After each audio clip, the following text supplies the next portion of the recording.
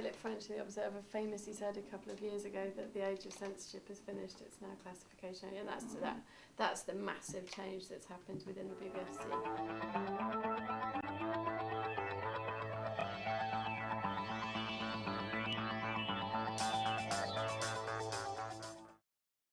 The BBFC was founded in 1912 to edit sections of films that were deemed unsuitable for public consumption. This process was largely arbitrary and was greatly dependent on who was the head of the department at the time. In recent years, the BBFC has gone through many changes, but how do these changes affect us, the general public?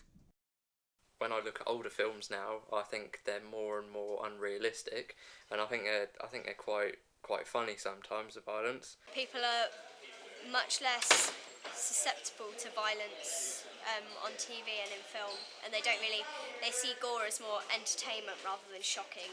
Beforehand, it was very much coming as a sort of top-down way of classifying things, saying we don't think this is suitable for you, whereas actually now it's much more democratic, that we're sort of putting the decisions in the hands of the public, and parents in particular.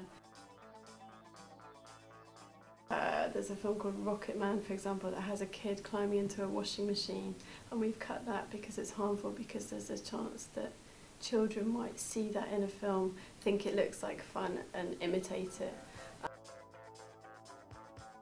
In terms of films higher up the categories, we tend to cut pornography more than anything else for harm, whereas things that people could potentially copy and kill themselves, like strangulation, that kind of thing. So that's the sort of thing in the higher end. I can't think of a single word that you could say that would... Well, 15 obviously. We usually allow a couple of uses of the word cunt in a 15-rated film. It depends on the context. If it's aggressively said by a man to a woman, then one use can take it up to 18. But we've had films where there have been 6 or 7 uses, but mostly mumbles. Something that was blatantly racist would play something at 18, but even that wouldn't be cut.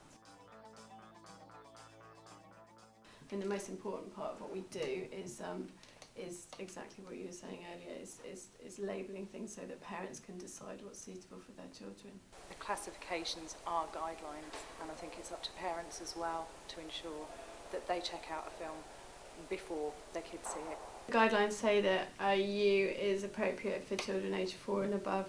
We tend to say PG is for 8 and above, and then 12 we say that it's suitable for children aged 12 and above. You've got to check out a film yourself before you let your child see it, or you've got to do a little bit of research and not just assume that it's got a certificate, that it's going to be fine for your child, because every child is different.